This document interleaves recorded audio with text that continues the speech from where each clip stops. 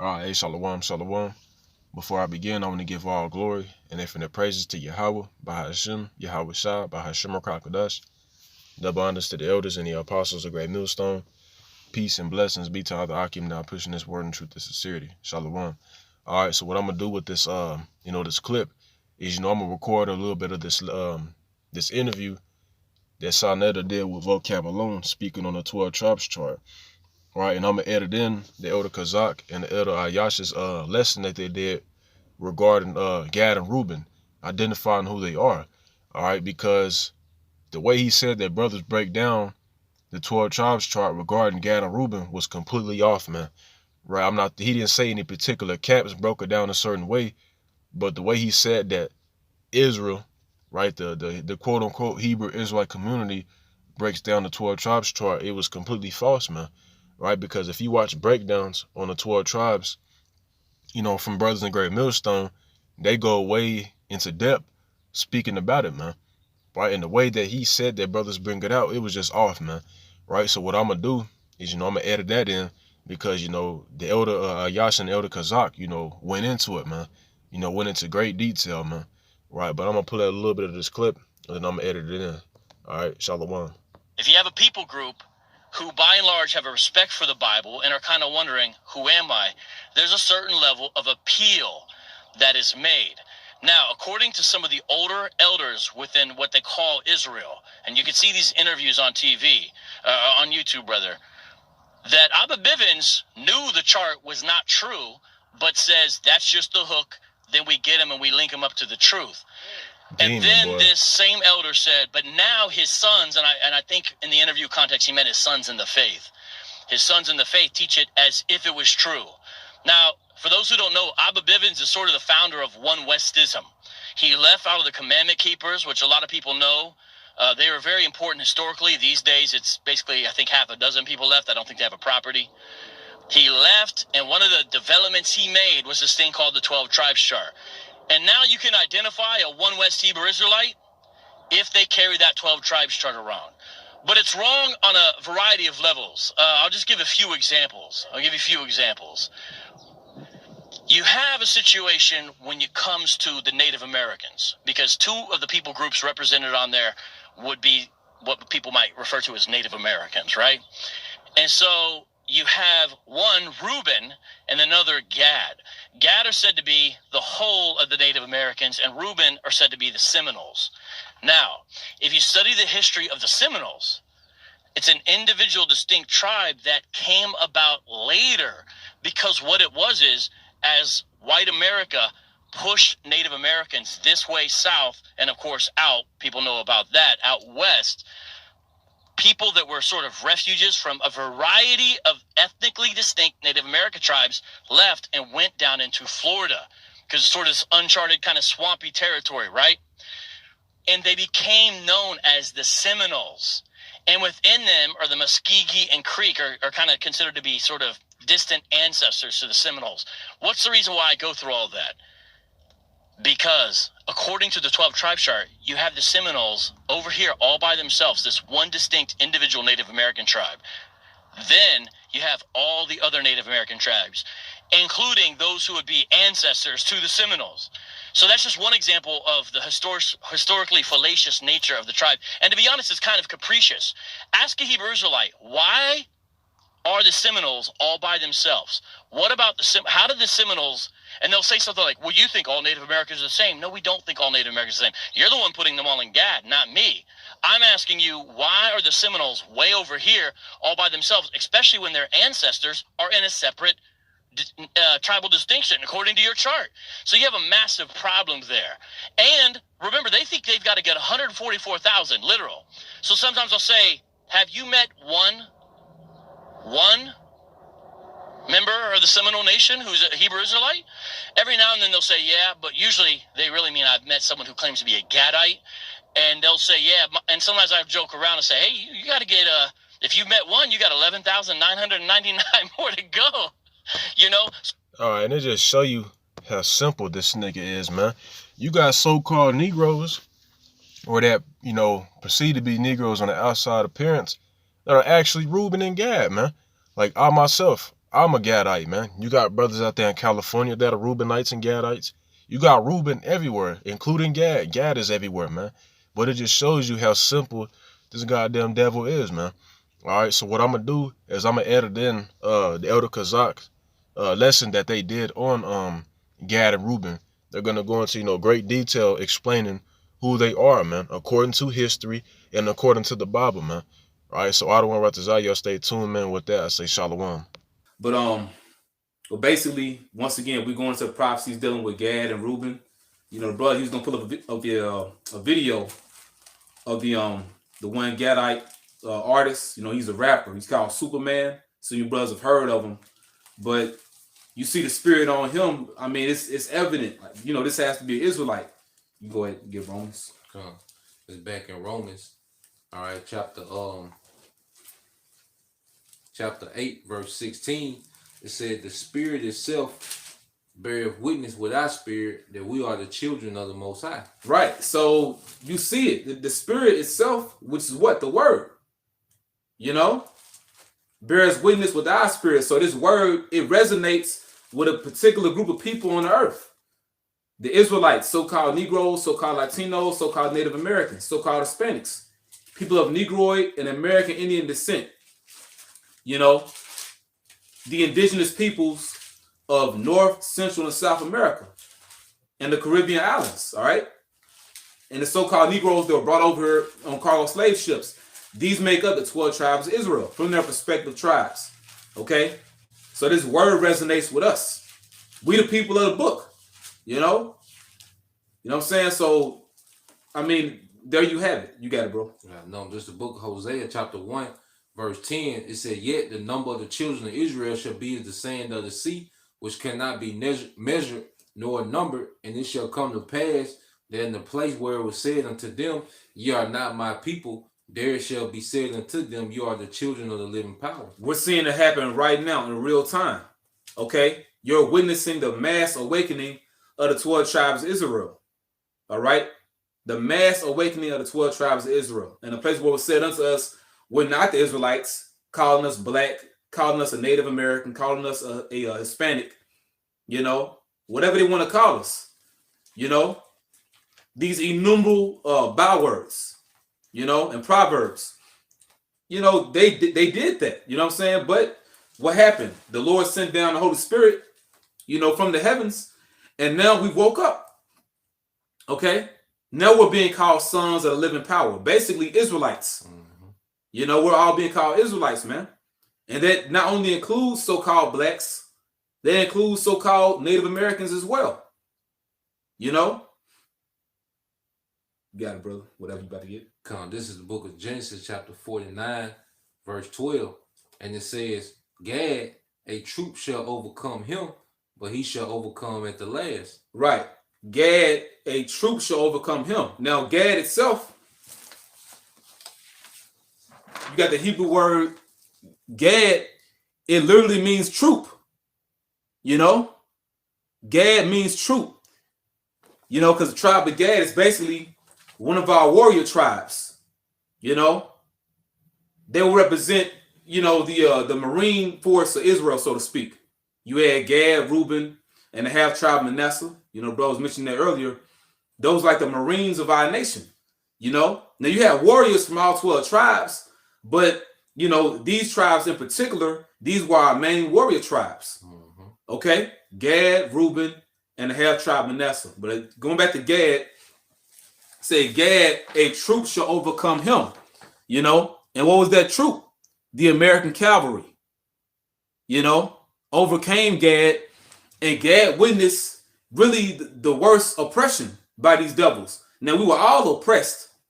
We're all oppressed. And you look at, the condition of our people, from the so-called Negro all the way down to the so-called Mexican, we're all messed up.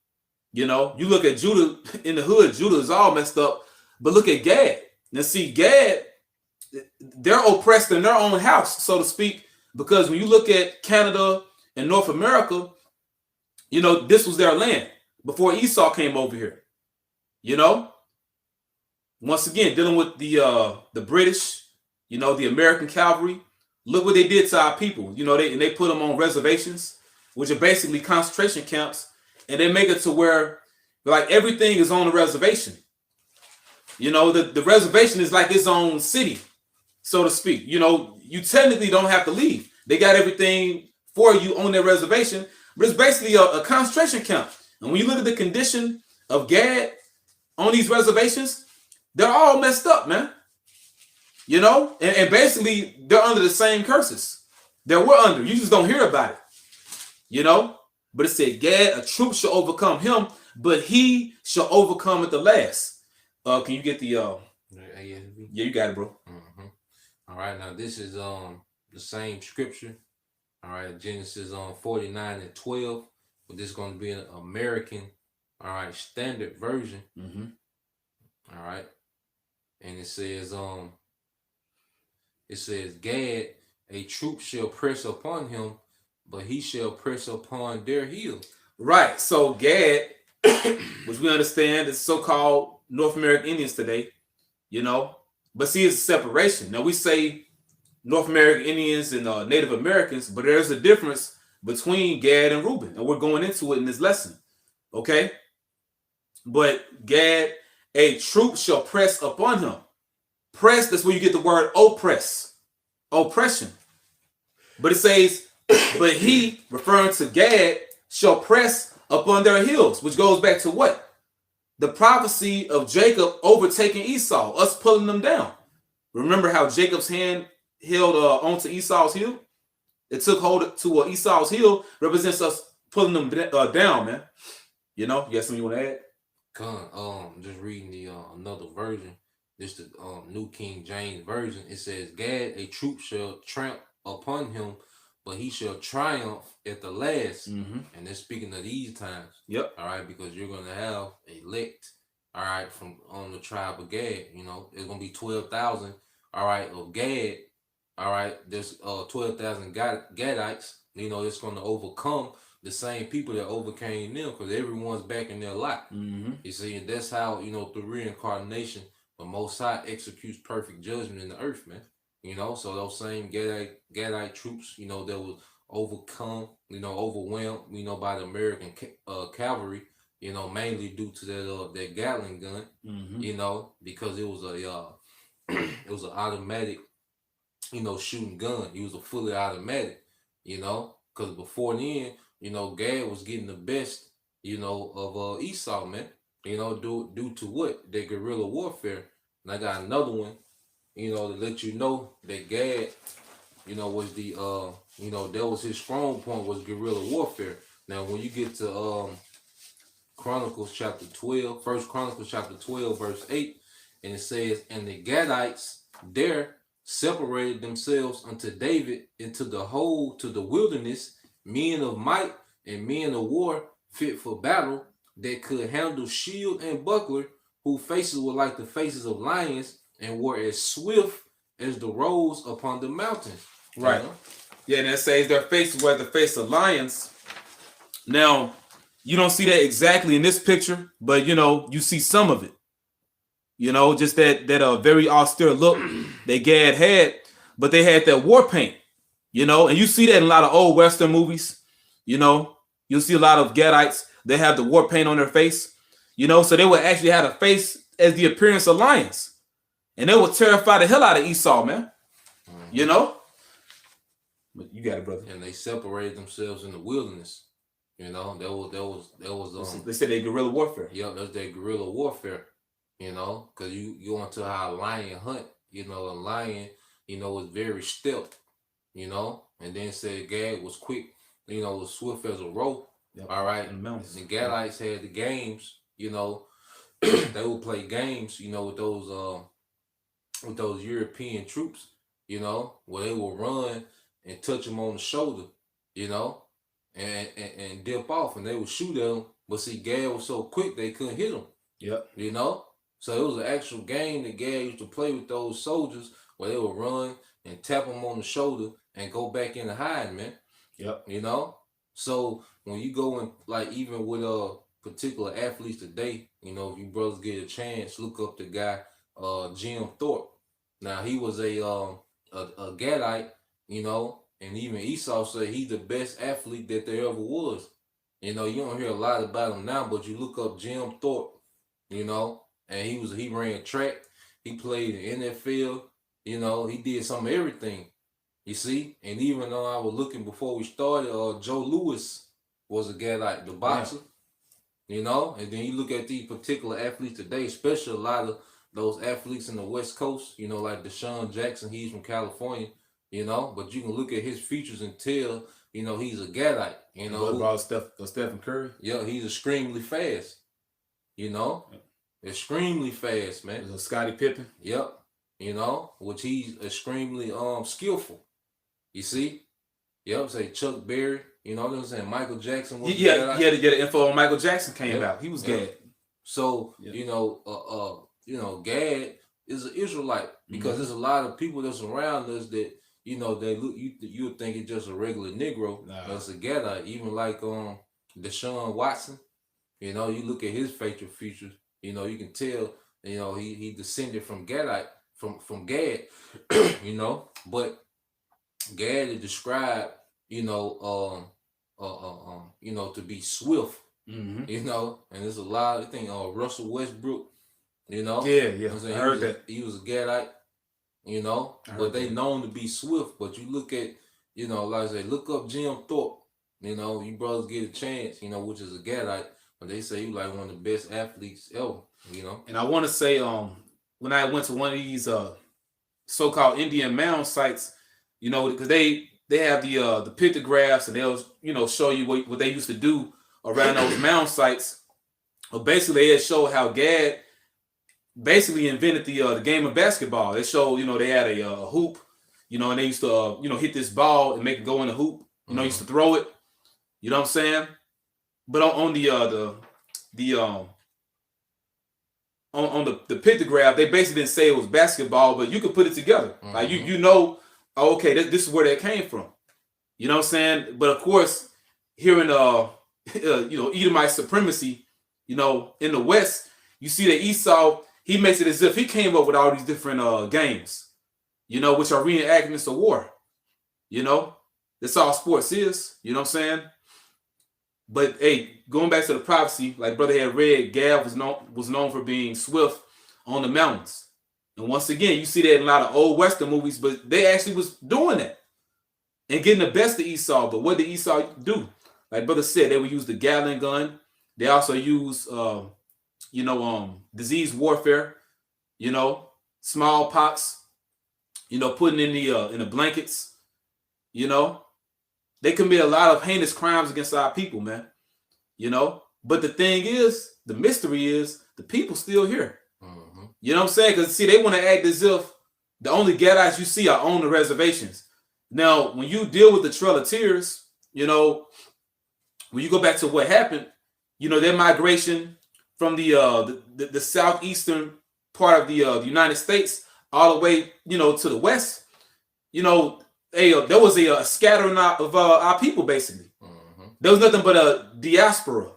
Now, you had a lot of our people die, but at the same time, you know, Jake is known for basically making any place stay home. You know what I'm saying? As a whole, we're a nomadic people. You know what I'm saying? We're known for being, you know, pilgrim-like, you know? So a lot of people that you may think face value are so-called Negroes today really are Gad. And also Reuben. We're going to get into that too. You got it, bro. Yeah, I just show that picture. You know, brothers can see it. See if I can get, you know, some glare. Trying to see. Think if you darken the screen, it might pop up. Let me see. That probably wouldn't. Let me see. Will it show Bill? Well, will it show? Yeah. That's it right there. That's Jim Thorpe. And what you can see, it's a picture of him. Hold on. You know, it's a picture of him. He played basketball, he played football, he threw the discus, you know, he was a sprinter, you know, because there's a lot of historians like, you know, he was faster than Bolt, but they wasn't timing him like that, like they time him now, you know. But you see, like I say, he played football, and he was professional in everything. You know, you can plainly see, you know, he's a Gadite, you know, but this is Jim Thorpe, you know. Yeah, man. You know, so once again, like the brother read earlier, the spirit beareth witness with our spirit. You see? Because you Edomites, you're not made of talent. You just got a lot of money. Yeah. That's all you got, man. You got, you got that bag, you got the sword and deception. That's it. You know? That's it, man. But we the people of Yahweh Bashem Yahushua. Mm-hmm. All right? What you got, bro? You got Deuteronomy 33. That's it. Okay, come. This is the book of Deuteronomy, chapter 33, verse 20.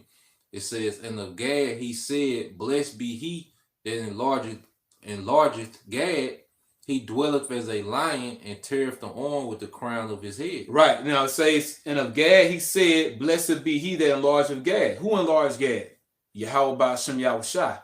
All right. Basically, Gad had the largest portion of land when they came over here to the Americas. After the northern kingdom left that Assyrian captivity, they came over here to the Western Hemisphere. Okay? And they divided Arsareth among themselves. Each tribe had their portion, and Gad had the largest portion. When you look at Canada, Canada, Alaska, North America. All right, that's a lot of land, man. Mm-hmm. Now, and also dealing with North America, you also had Reuben here, you had Issachar here, but the main tribe that dwelt in North America collectively was Gad. So blessed be he that enlargeth Gad. He dwelt as a lion. And a lion is known for having a lot of land. Mm-hmm. You look at those lions in the savannah, in different parts of Africa, But it says how, read that, tear out the arm. Come on, this is Deuteronomy 33 and 20. It says, "And of Gad he said, Blessed be he that enlargeth Gad. He dwelleth as a lion, and he teareth the arm with the crown of the head." Right. Now, and that's two prophecies in itself. It says how he teareth the arm. Now, you can look up something that's called a blood covenant. It's called a blood covenant. Now, this is something that Gad used to do. All right, I'm going to read this real quick. It says, covenant in Hebrew means a cut where blood flows. Now it says the purpose of covenant was to create a binding agreement more powerful than a contract or agreement. This was to be forever. The lifespan of the participants. It was to be holy, sacred. To violate the covenant would mean death. The blood covenant was the ultimate insurance of loyalty and fidelity. There were variances of rituals, but the common base was a cut where the blood flows and the mingling of these two bloods by the cuts being rubbed against each other. All right. And they give you certain biblical examples of, men that made covenants between each other. David and Jonathan, they made an agreement. They didn't cut each other's, arms. All right. But they had a binding agreement showing you where Gad got that from in the spirit. They're Israelites, man. Now, when you read on the next page, which I'm not even sure if this article is up, I can give you the link. But, Esau, he was taking these things down, man. This is from like 2015. All right. Now, the next page, it says, under rite and ritual, the process always involves a cut where blood flows. The American Indians would cut the thumb and join thumbs together to make blood brothers. In the East, most often the cut will be somewhere on the forearm. Read that part again, bro. This is Deuteronomy 33 and 20, and it says, "And of Gad he said, Blessed be he that enlargeth Gad. He dwelleth as a lion and teareth the arm with the crown of the head." Teareth the arm. All right. It says in the East, most often the cut will be somewhere on the forearm. In all cases, the cut would be in place where at a casual glance, you could see a scar that indicated the bearer was in covenant. There you have it, man. And you can only imagine the fury of our forefathers when Esau broke all them covenants with them. Because here it is, Gad was making blood covenants amongst each other. So the fact that Esau broke his covenants with them broke these innumerable treaties, over 500 treaties when you look it up, man. Okay? But when you read this right here, it is speaking on separate prophecies, all right? Pertaining to Gad, you know, he would have the largest portion of land, you know, within the Americas, you know, and tear off the arm, going into how he would have a blood covenant. And then it says, with the crown of the head, you know, which we have, you know, this image for you again. You see this Gadite. He has a war bonnet on. This represents the crown of the head. Okay, so reading this real quick. This is on wikipedia.org. It says war bonnet. War bonnet. Just getting to the point. Feathered war bonnets, also called war bonnets or headdresses, are worn by Plains Indian men who have earned a place of great respect in their tribe. In the past, they were sometimes worn in battle. Okay, but it says, but today they are worn primarily for ceremonial occasions. They are seen as items of great spiritual and political importance. A crown. You know, you want to speak on it? Nah, yeah. Now it says the eagle is considered by most Plains tribes as the greatest and most powerful of all birds. And thus Plains style bonnets are usually made out of eagle feathers. And they had to earn them, you know? And this is spiritual because, see, like the brother had read, you know, a troop overcame Gad, but Gad would overcome at the last, at the end of days. At the end of whose days? The end of Esau's time. All right? That eagle. That eagle. So everybody don't, you know? Hey, man, our people waking up, man. You know what I'm saying? So, hey, once again, I quote Elder Malcolm, a manifest destiny has a part 2. And you seeing it. Which this brother's Gad. You know? We don't always speak on our tribes, who we are and all that, but this brother's Gad. You know, we believe it through the spirit, man. And a lot of you other brothers out there, you're Gad as well. Okay? Or Reuben. You know? But let's sit on that. Okay, come. You want to transition to Reuben? Yeah, we go to Reuben now. Okay, come. All right. Now, if you remember the history when we was going into the land, all right, under Joshua, you know, we was conquering all those heathen kings, you know. So when we got near to our land right at the Jordan, you know, Gad and Reuben and the half a tribe of Manasseh, they had liked that land, you know, that was on the side of Jordan before they crossed over, you know, because Joshua, if you read the account, Joshua split the sea too, you know, for Israel to go over. It's not talked about as much as Moses, you know, but he did it too, you know. So, but Gad and Reuben, they stayed, well, they went over to fight, but then they came back and settled, you know, in their land that was on the other side of Jordan. You know, Gad and Reuben was always kind of to themselves. This is Deuteronomy 29 and 7. It says, and when you came unto this place, Sihon, the king of Heshbon, and Og, the king of Bashan, came out against us unto battle, and we smote them, and we took their land and gave it for an inheritance unto the Reubenites, and to the Gadites, and unto the half tribe of Manasseh. You know, so Reuben and Gad, you know, they always do up together. Even in Israel, you know, they was kind of separated from everyone else, you know, but they, you know, when it was time for war, they would come get Gad and Reuben and then half a tribe of Manasseh, you know, but then they would go back across the Jordan to their river, man, you know. So they brought that same spirit over here to the Americas. That same spirit, because what do you have in North America? You have Gad and Reuben. Yeah, you had Cuba right there. Yep, and Manasseh ain't too far, but that's right. Yeah, right next to Florida. Oh, and Reuben in Florida. You see that? Come on, man. Yep. All right, what you want? Genesis 49, then. Come on, bro. Okay. All right. This is Genesis 49 and 3, and it says, Reuben, thou art my firstborn, my might, and the beginning of my strength, the excellency of dignity and the excellency of power. Unstable as water, thou shalt not excel, because thou wentest up to thy father's bed, then defilest thou it. He went up to my couch. Right, and get the Hebrew word for Reuben. Reuben, okay. God can get it. Blue letter. All right, the Hebrew word for Reuben, all right, is Ra'al-bun. Ra'al-bun. Yep, Ra'al-bun. Yep, Ra'al-bun. All right, and it says, "Behold, a son." Right. So behold, a son, or see is a son. Yeah. You know, and you notice what we were speaking about it earlier with the tribe of Reuben. They have a big brother spirit. Overprotective.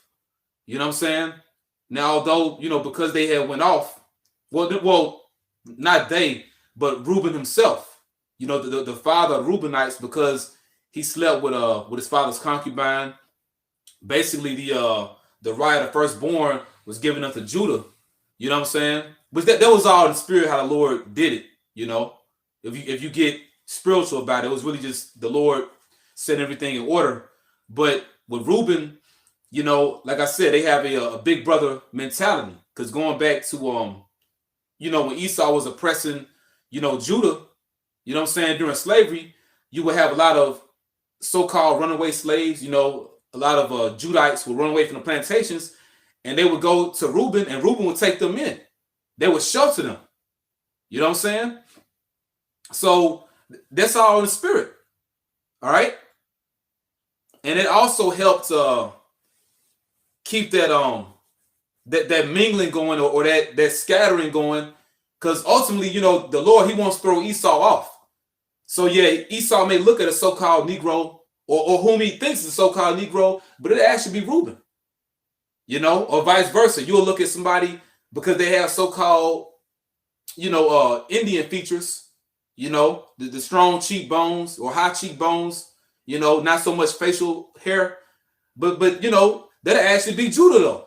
You know what I'm saying? But because of the intermarrying we had, one another, not to mention, Gad was doing that with Judah as well, but it was more so Reuben. Reuben really had just took Judah in like that. You know what I'm saying? During these times of war. But basically, the proof is right there, man. Okay? You go back to the prophecy. Did you have something else? I got that word for dignity, which in the Hebrew, all right, is sha'af, all right, which means elevation, exaltation, swelling, uprising, loftiness, swelling. And that's the whole spirit of Reuben. I think you got the main one that you can get, the main example you can use is Deion Sanders. Prime time. Yeah, man. He had that extra elevated ego. He's a Reubenite. It's Reuben. You see, they got that ego. I think they were saying like T.I. might be a Reubenite. Yeah, I can see that. He got that warlike, energy. And the beautiful thing, that's like, wait, bro. No, you got it, bro. The beautiful thing about it, because these different locations the brothers naming, guess what? That's where Reuben was located at. Because Reuben was not only in Florida, man. Okay? And it was other names that Reuben went by besides Seminole. You know what I'm saying? Now you have what they call the 5 civilized tribes. We can get into that. But basically you have the Muskogee, which are the Creek. Basically, that was Reuben. When you look it up. Now, Gad is in there too, but for the most part, that's Reuben. When you get down to the nitty-gritty of it, you know what I'm saying? And going back to the spirit of Reuben, the excellency of dignity, just real outgoing, flamboyant, like Reuben on the scene, so to speak. Mm-hmm. You know what I'm saying? And Reuben moves around. All right, they travel, you know what I'm saying? They just they spirit, But hey, man, this is our people, man. Okay? And for some of you brothers, hey, once again, you may think that Judah, hey man, I'm gonna say this first and foremost. This is not a tribal thing. All right, just be grateful that we're Israelites, man. But you may be Reuben, especially if you're in the South. I mean, we don't know. You know what I'm saying? Now, you search your family tree to the best of your ability. But it's a lot of Gad and a lot of Reuben in the South. You know what I'm saying? Okay, so it goes deeper than what we say. Well, I hate using the word black, but it goes deeper than color, man. You You had dark-skinned Reubenites, light-skinned Reubenites. Same thing with Gad. And same thing with Judah. So it's deeper than color, man. Because the Lord, he's about variety, man. And I'm going to say this too. Although we speaking on Reuben, dealing with Gad, a lot of you damn niggas out there, I'm calling you niggas because you ain't right. Y'all want to say that Gad ain't the tribes because, Gad was putting, certain Negroes in slavery, certain so-called Negroes in slavery, enslaving their brothers. Well, hey, that's even in the history. We went into that before. After the kingdom was split, don't you know the tribes was warring? And we may get the actual account, but when you search into it, man, it came a point in time where the beef was so strong, you actually had, Jake from the northern kingdom put the southern kingdom in captivity, but the Lord sent the prophet out and cursed Jake out for that. And like, man, let your brothers go. You know what I'm saying? But just because they did it, that don't mean that they're not Israelites, man. What does Esau do? What is Esau infamous for doing? Divide and conquer. Look how we pin against each other right now. So you can't use that as a fucking excuse, man. The so-called black woman put us in slavery, man. Eve. Is she an Israelite? To this day. Ain't you a slave to child support? Yep.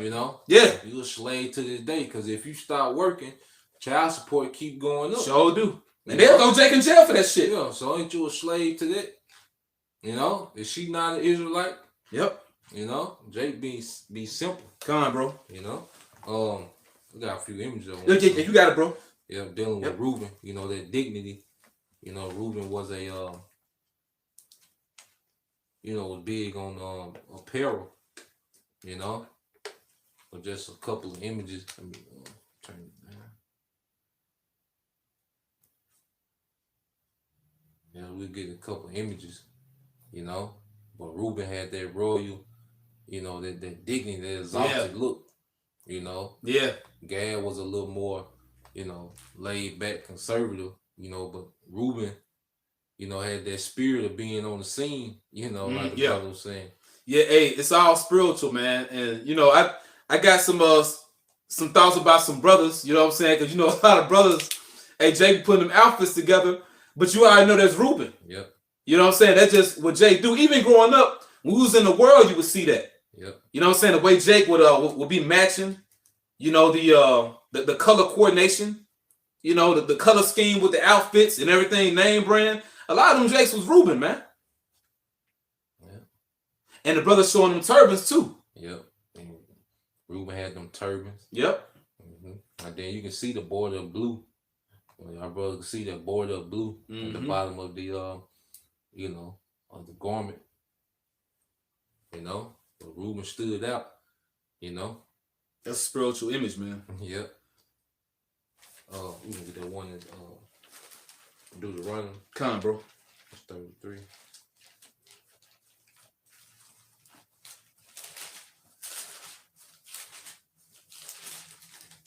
And also, we're gonna get some definitions for you brothers. The definition for Seminole and also Muskogee. Okay, you got it, brother. It's 6. 33 and 6. Yeah, I think this. Yep. Yeah, that's it. Yep. This is on Deuteronomy 33 and 6. And it says, and let Reuben live and not die, and let not his men be few. Because of all those different wars that they had. All right? With the American cavalry, And you had all these different things to spring forth. They were dealing with the 3 horns because we had looked up, Muskogee and also Seminole on Wikipedia. And basically Esau had a very adamant hatred for the tribe of Reuben, man. And to be honest, going back to some research I did some years ago, they couldn't beat Reuben. You know what I'm saying? And they couldn't beat Gad either. It was time for us to go down, ultimately. But when you look at what they did with Reuben, basically Esau just had to agree. You know what I'm saying? Like they had to find a way to, find some type of mutual ground, but basically still trick Jake into being in slavery. But ultimately, Reuben couldn't be taken, man. You know what I'm saying? But hey, but see, that's all spiritual. I got some for you too. Oh yeah, you got it, What bro. you just said. It says on Google, it said the Seminoles are the only American Indian tribe never to sign a formal peace treaty with the United States. To celebrate this status, Florida State erected, unconquered, a statue of the chief Oshkosh Masta outside the football stadium. So they weren't able to conquer him. You know, it was just time for Reuben, to go down. It was time for us to go down. You can't make it. But here, bro, they couldn't conquer him. Yeah. Yep. Unstable as water, man. I'm gonna get that. This is from Britannica. All right, dealing with the Seminole. All right, the Seminole North American Indian tribe of Creek origin, who spoke. Now it says dealing with the Seminole, they're a so-called North American Indian tribe of Creek origin. So remember, they were not only called Seminole, they were called Creek. So remember that part. You got it, bro. And it says who speak a Muskogean language, which is a dialect of Hebrew, a broken form of Hebrew. Look it up. In the last half of the 18th century, migrants from the Creek towns of southern Georgia, moved into northern Florida, the former territory of the Apache and Tumacoa. Says by about 1775, these migrants had begun to be known under the name Seminole, probably derived from the Creek word Seminole, meaning separatists or runaway. And this is spiritual. Hey, going back to what the brother had read before, dealing with the tribes Gad, Reuben, and half tribe Manasseh, they basically dwelt by themselves. They were separate from the other tribes. They dwelt on the other side of Jordan, but also unstable as waters. You run away. Yep. You know what I'm saying? And, hey, they had that spirit when it came to Esau. They got away from Esau, but also they just like to move around, man. Yep. When you observe the tribe of Reuben, they're very nomadic. Now, as a nation of people, Jake will move around, All 12 tribes can be like that, but it's definite when it comes to Reuben. That's Reuben all day, man. Reuben gonna stretch out. Yeah, Reuben gonna stretch out. Yep. And then it says a separatist. Hey, cause it's cause you would think Reuben, like he bougie, but Reuben just, he just separate. That's his spirit. That's his spirit. He's the best brother ever, but he just don't engage into a lot of things. He just kind of, to himself. Yep. And it says the name may have derived from the Spanish word Cimarron, which is wild. Yeah. Hey, and on the Oxford, this website by Oxford, it says wild or untamed. Dealing with that same Spanish word, it means wild or untamed. Because I remember hearing the big bro Abba from Atlanta speak about it, because he had quoted the Elder Pastor Rakai, because Elder Pastor Rakai was describing to him one of the attributes of Reuben, the spirit of Reuben. You can't tame Reuben. Going back to this right here, it says wild, unstable as waters. Going back to what you said, they couldn't beat Reuben. Esau got wore out, man. You know what I'm saying? You got it, bro. And I got that word for unstable in the Hebrew, and it's pakats, all right, pakatza, and it's recklessness, wantonness, unbridled license, frothiness. Right. Basically, when it comes to Reuben, the Lord cold, man. Reuben basically has that rebel spirit, but a lot of time you see it in righteousness. Now with Reuben, you see in the world, they wicked, so they rebellious in wickedness, but just Reuben, they're real outgoing, man. Very outgoing. You know what I'm saying? But rebellious, in righteousness, man. That's the spirit the Lord gave them. The word unbridled, it means uncontrolled, unconstrained. You can't stop Reuben. You know what I'm saying? Hey, this with Reuben. Reuben is one of the tribes, which we all need counselors. But you notice with Reuben, like certain brothers that are Reubenites, they keep counselors around them. You know what I'm saying? Certain brothers, you know, to help guide them, because you know with Reuben it's like a light switch. You know, if they get upset, you know what I'm saying? And it's not always the case, you know what I'm saying? But certain times, just, you know, with a brother's spirit, hey, shit can get heated. You know what I'm saying? But that's a spirit. Every tribe has a spirit, you know? When you read these scriptures, what it deals with these prophecies that break down the tribes, you're analyzing a spirit. You're reading about a spirit of a particular people, man. You know? But it's just more proof these are the Israelites, you see? You know, and a lot of Reubenites are fighters, you know? You look at a lot of brothers, you know what I'm saying? But, you know, the location the brother went into, it picked out Georgia and Florida. But also, because after this, if you get Muskogee. Yeah, on the Wikipedia. Okay, come. All right.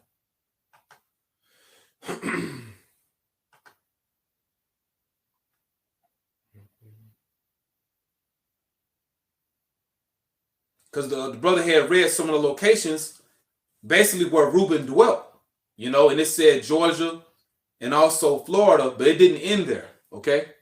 Let's read from top. Come on, bro. All right, it said Muskogee, also known as the Muskogee Creek, Muskogee Creek, Muskogee Vike, or the Muskogee Creek Confederacy. All right, it says are a group of related indigenous people of the southeastern woodlands. Southeastern woodlands. So the southeastern part of the United States. Okay. Now remember, the brother had read earlier how they were known as an American tribe of Creek Indians. When it speaks on the Seminole. Go ahead, bro. It said their original homelands are in what now comprise southern Tennessee, all of Alabama, West Georgia, and part of northern Florida. There you have it. That's Reuben. You know, and we speaking about, you know, the brothers from Alabama. A lot of those brothers are Reubenites. You know, head brother. Yep. you know, but hey, a great portion of their camp is Reuben, basically. You know what I'm saying? But the brothers in Atlanta, brothers in Georgia, you know, Reuben. You know what I'm saying? And then Tennessee. In Tennessee, certain brothers. You know? But you keep reading, bro. Okay, it said like the Cherokee in northeastern Alabama, most of the Muskogee people were forcibly removed by the federal government from their original lands in the 1830s during the Trail of Tears to Indian Territory, now Oklahoma. Some Muskogee fled European encroachment in 1797 and 1804 to establish two small tribal territories in Louisiana and Texas. So you see, this is a scattering. Once again, a diaspora. El Ariala, Texas. Come on, man. Are you scroll down a little bit, bro? We're gonna get a little bit more of it. Come.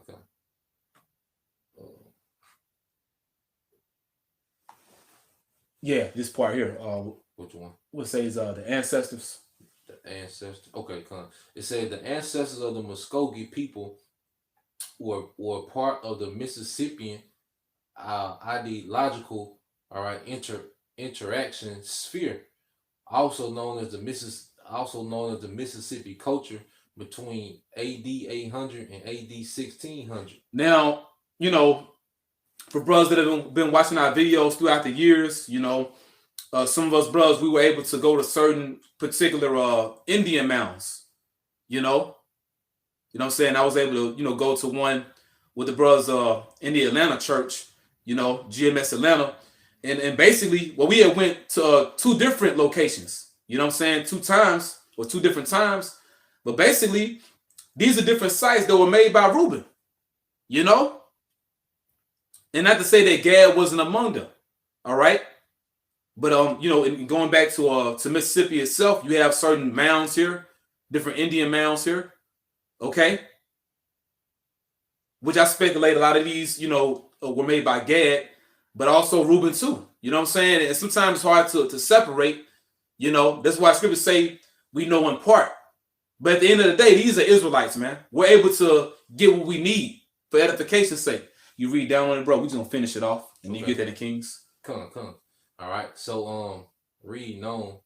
Wow. Okay. It says between AD 800 and AD 1600, they built complex cities and surrounding networks of satellite towns centered around massive earthwork mounds. Earthwork mounds. Mm-hmm. So mounds made out of earth. Made from the earth. Mm-hmm. And it says some of which have physical footprints larger than the Egyptian pyramids. Larger than the Egyptian pyramids. And the question is, who built the Egyptian pyramids? The Israelites. We built for Pharaoh treasure cities. Those were pyramids, man. Okay? Same people built the mounds in the Americas. Mm-hmm. You got it, bro. And it says, go back to it. It says some of which, all right, had physical footprints larger than the Egyptian pyramids. All right, showing you that how did they even know how was it even in their spirit to formulate the pyramids? Yep, I want to get that, because when you go to Exodus 1, all right, because remember all 12 tribes helped building the pyramid. Mm-hmm. This is Exodus 1 and 13. It says, and the Egyptians made the children of Israel to serve with rigor. It says, and they made their lives bitter with hard bondage and mortar and in brick and in all manner of service in the field. All service where they made to serve was with rigor. And the king of Egypt spake to the Hebrew midwives. I need to read. Okay, verse 11. Yeah. It said, therefore they set over them taskmasters and afflicted them with their burdens, and they built for Pharaoh treasure cities, Python and Ramses. So that building, all right, that building spirit, really resonated with Jake, in ancient Egypt. Mm-hmm. Because even the whole Northern Kingdom, especially, they good at building, any type of structure. You look at Issachar. Yeah, Issachar. Even going back to Central South America, they had the same pyramids. Yeah. How do they know their formula? Because see, part of our culture was to hand knowledge down through verbally hand down knowledge. The father teaching the son. Mm-hmm. So it was a lot of ancient wisdom when it came to the architecture of Gad and Reuben, and also the Northern Kingdom, man. And this is all spiritual because till this day, Esau Edom does not know how the Northern Kingdom built these mounds and built the pyramids in the Americas, and they still can't figure out how those pyramids were constructed in ancient Egypt, man. Till this day, Esau Edom does not have that science. And you notice with both situations in different periods of time, the pyramids in ancient Egypt, which is still over there, all right, and the earthwork mounds and the pyramids in the Americas. They want to attribute this building to so-called aliens. Yeah. You don't want to say that we did it. Anyone and anything could have done it but us. You know what I'm saying? But there you have it, man. So we know that Gad and Reuben, they built mounds, They built mounds in the Americas, which are basically, similar to pyramids. They just made out of earth, but similar to how they built those pyramids out of brick and mortar. Mm-hmm. Very similar, man. And they mentioned what's it? Itawa. What is it? Yeah, down there. Oh, yep. Itawa Indian mounds.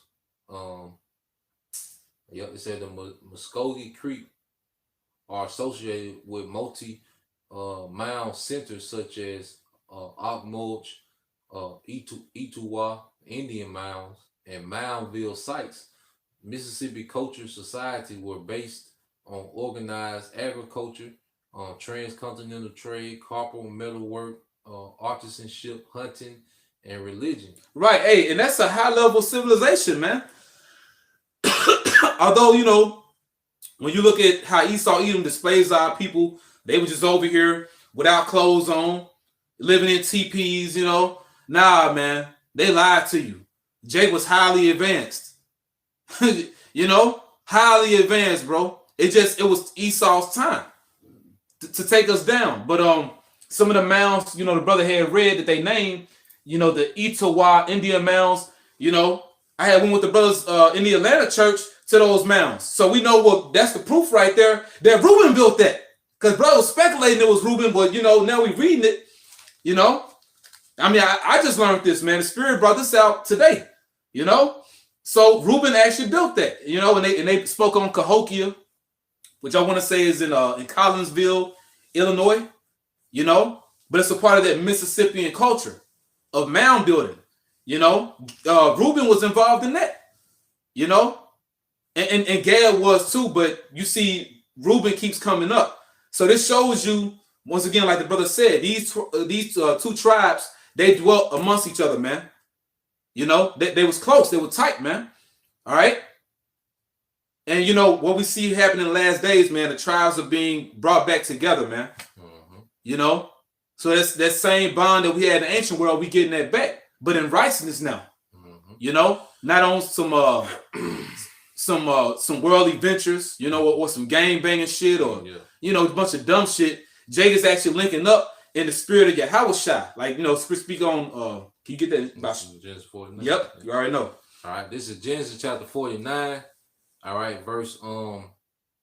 It says, the scepter shall not depart from Judah, nor the lawgiver from between his feet, until Shiloh come, and unto him shall the gathering of the people be. This is happening right now. You know, happening right now. The brother spoke about it earlier, you know, dealing with Gad, how Gad would overcome at the last, because you have 12,000 of Gad, and you have 12,000, you know, from the other tribes. Okay? And they're being gathered to Yahweh as we speak, man. Okay? Being brought back, being gathered by the word. You know? You got anything else? I'm gonna get that on. You want that heels then? Oh, yeah. First Kings. All right. This is the book of First Kings, chapter 3, verse 1. It says, and Solomon made affinity with Pharaoh, king of Egypt, and took Pharaoh's daughter and brought her into the city of David until he made an end of building his own house and the house of the Lord Yahweh by Shemal Shai and the wall of Jerusalem round about. Only the people sacrificed in high places, because there was no house built unto the name of the Lord Yahweh by Shemal Shai until those days. Bible Shai, can you get the definition of it? Mm-hmm. Remember, it said only the people sacrificed in high places. And this during the time period of King Solomon. All right, it says a high place, a ridge, a height. It says a bama, a technical name for a cultic platform. And it says high place, mountain. I'm going to go to the end. Mm-hmm. It says a funeral mound. A mound. You know? Because what you see here in the Americas, in particular in North America, you have a lot of burial mounds or funeral mounds. It's the same thing. And it was a movie. I want to say it was a movie with Samuel L. Jackson. Damn. Is it Magnificent Seven? Is that what that movie? Damn, man. But it was a movie. It came out not too long ago. But I want to say Samuel L. was in it. Oh, the Hateful Eight, Magnificent. Is one of them. Yeah. But basically, you know, it was a guy like speaking in the movie, or someone was referring to a custom that Gad had. They showed the sticks, and somebody was on top, and they said how, you know, these people, they don't believe in burying their dead underground. You know, going back to how we had those mounds. Mm-hmm. You know, we would bury our dead above ground. Even Yahweh Shai, he was in the sepulchre. Sepulchre, yep. You know, that's it, bro. That's it. So a high place, it means a mound. And they gave you examples. You know, it said a temple. So like a temple mound. You know, platform mounds. You see that in the Americas. You have certain ceremonial mounds. Okay? You know what I'm saying? And Gad and Reuben were making these. And not to mention, you know, if you want to go into the other tribes, although we're not going to other tribes in this lesson, but we know when you bring up Issachar, you bring up Zebulun, you bring up You bring up Asher, all right? They built those pyramids, you know, another form of high places, okay? And they were sacrificing. Now they were going off, being wicked, you know what I'm saying? But that's still proof that they're the Israelites, man. Okay? You got anything else, bro? I go close with that Amos 9 and 11. You break it down. Come, this is the book of Amos chapter 9 verse 11. And that day will I raise up the tabernacle of David that is fallen, and close up the breaches thereof, and I will raise up his ruins, and I will build it as in the days of old. Yep. So the house of David is all 12 tribes, man. That's right. So all the tribes, you know, are coming back together, you know, in the unity of Yahushua. You see, just as back in the ancient world when, you know, David, you know, finally overcame the house of Saul and all tribes gathered. Hey, you know, I gotta get that. Yeah. Get that, bro. Man, it's a beautiful scripture, man. Yep. 2 Samuel chapter 5 and verse 3. Yep. So all the elders of Israel, 2 Samuel 5 and 3. So all the elders of Israel came to the king, to Hebron, and King David made a league with them in Hebron before Yahweh. Mm-hmm. And they anointed David king over Israel. King over all Israel. And that's why Yahushua sitting on the throne of David, that's over all Israel. Because King David, he was king of only Judah the first 7 years when he was king, you know. And then the last 33 years, he was king over all the tribes. I'm going to jump up to the top. Yep. 2 Samuel 5 and 1. Then came all the tribes of Israel to David unto Hebron and spake, saying, Behold, we are thy bone and thy flesh. Also in time past, when Saul was king over us, thou was he that led us out and brought us in Israel. Yeah, because King David was the one winning all the wars. Like when you go into the expansion, you know, of Israel, because you go to the time of Saul, you know, it was a time where the military didn't even have weapons under Saul. You know, it was just a startup as a kingdom. But under David, see, David was the one really spoiling those nations and expanding, you know, the kingdom of Israel. So when David, you know, overcame the house of Saul, the tribes, you know, they gravitated to David, all tribes. You see, and that's what's happening now. You know, the house of David is coming back together, and we're gathering to Yahushua, because that's what's being lifted up, Yahushua, because we're conquering Esau through Yahushua. That house of David, and it's a beautiful thing, man. Why the hell, you know, here it is, you losing the war, but you want to argue about only blacks, you know, is the tribes. No, man. They're my brothers, man. It's a card, it's our brothers, man. Zebulun, Asher, all tribes, you know, North, Central, South America, the Native American, so-called Native American Indian, those are brothers, man.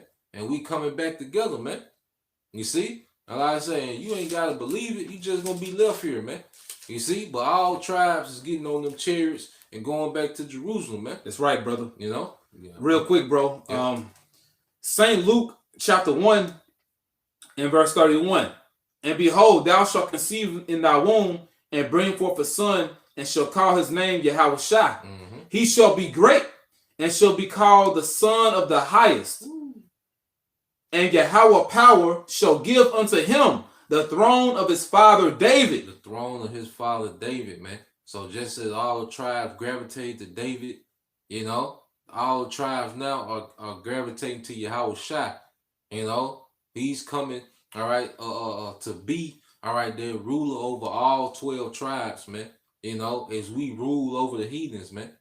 You see, that's the importance of the throne of David, you know. And he shall reign over the house of Jacob forever. He shall reign over the house of Jacob forever. And that's going to fulfill the prophecies, all right, in 1 Samuel, the 7th chapter. You know, how David would always have someone to sit on his throne. You know, that covenant with kings that the Most High made with David. You see? So all 12 tribes play a part, man. And in the last time, we have the understanding, man. And like I said, this is for the hopeful elect to get, all right? All you naysayers, you know, all you people want to go against the 12 tribes chart and, you know, you black only Israelites. This ain't for you, man. You know, the Most High sealed you up for destruction, man. But see, all 12 tribes, you know, are going to come together, all right, in the unity of the doctrine of Yahushua, man.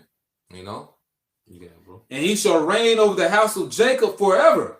And of his kingdom there shall be no end. There shall be no end. Fulfilling prophecy in 1 Samuel, man. All right, the 7th chapter. You know, with 2 Samuel, the 7th chapter. You know? That was it. That's it, bro. Bro. Well, with that, Apparatus y'all were edified as we were. Hey, through the Holy Spirit, man. Hey, man, you brothers continue to keep pushing, stay strong. We almost home, man. You know what I'm saying? And with that, Barakatah Yahweh, Barakatah Yahweh, Barakatah Yahushua, Barakatah Yahweh, Barakatah Yahushua, Barakatah Yahweh, Barakatah Yahushua, Bahasham, Rakah, Quadash. Double honor to our apostles and elders, great millstone, still well. Peace and blessing to the hopeful elect.